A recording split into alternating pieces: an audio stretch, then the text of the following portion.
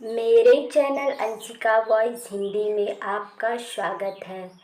मेरा नाम प्रिया। मैं आज अपने मायके से विदा होकर पहली बार ससुराल की दहलीज पर कदम रखी थी। मेरी ननद उमा भी बारात गई हुई थी। वो गाड़ी पर से उतरकर तेजी से घर की तरफ चली गई। मुझे भी घर में प्रवेश कराया गया। शादी के बाद की सभी रस्मों के बाद मुझे एक कमरे में बैठाया गया जहाँ एक छोटी सी चारपाई थी। मैं बहुत ही खुश थी, लेकिन बाहर से मेरी ननद की आवाज़ सुनकर मैं बहुत ही डर गई। वे सासू माँ से कह रही थी कि पापा भैया की शादी कैसी जगह पर कर दी, जहाँ पर हमारी खातिरदारी भी सही से नहीं हुई। दहेज के नाम पर भी खास कुछ नहीं दिया। सासू माँ ने कहा, क्या करूं बेटी। रमेश की भी आंखें मुंदी थी। उसने भी तो कहा था मुझे प्रिया पसंद है, इसके अलावा मुझे कुछ नहीं चाहिए। तो उन्होंने भी कुछ नहीं दिया। मैं कमरे में बैठी ये सब सुन रही थी। तभी अचानक से मेरी ननद कमरे में आई और बोली, भाभी क्या कर रही हो। मैं डरी और सहमी सी बोली, कुछ नहीं दीदी। उन्होंने फिर बोला, तुम्हें पता है प्रिया, मेरी शादी में मेरी मम्मी पापा ने जो सामान दिए थे वो सब ब्रांडेड थे। मेरे ससुराल वाले देखते ही रह गए। मेरे बेड पर हाथ फेरते हुए बोली, तुम्हारा बेड किस लकड़ी का है। मुझे तो शीशम की लकड़ी का बेड मिला था, क्योंकि मेरी मम्मी का कहना था कि नाम करने के लिए थोड़ी ना दे रहे हैं, सामान ऐसा दूंगी कि लोग देखेंगे। मैं समझ रही थी कि दीदी मुझे ताने मार रही हैं, लेकिन मैंने उनके सवाल का कोई भी जवाब नहीं दिया। मैं मुस्कुराकर हाँ में सिर हिलाती रही। दरवाजे पर मेरे पति रमेश खड़े हुए सब बातें सुन रहे थे। उन्होंने कमरे में आकर बोला, उमा, तुम्हें माँ जी बाहर बुला रही हैं, तुम यहाँ क्या कर रही हो। वो बाहर चली गई तो रमेश जी ने मुझसे कहा, तुम उमा और माँ की बात का बुरा मत मानना, क्योंकि उनकी तो यही आदत है।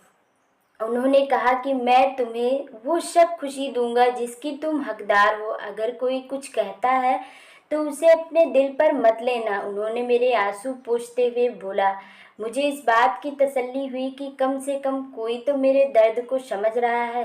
दूसरे दिन सुबह मुझे उठने में थोड़ी देर हो गई तो सासू माँ ने बोला, प्रिया ये तुम्हारा मायका नहीं ससुराल है। अब से तुम्हें सुबह 4 बजे ही उठ जाना है। ये बात मैं तुम्हें बार बार नहीं बताऊंगी। मैं सहमी सी गई।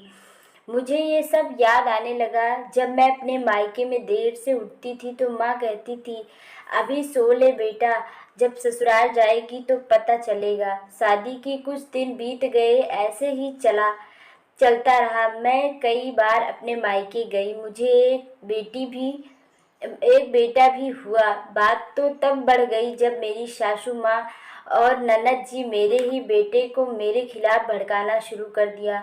वो छोटा ही था, तब से ही मेरी किसी भी बात को नहीं मानता, मेरी सब बात को नज़रअंदाज करने लगा।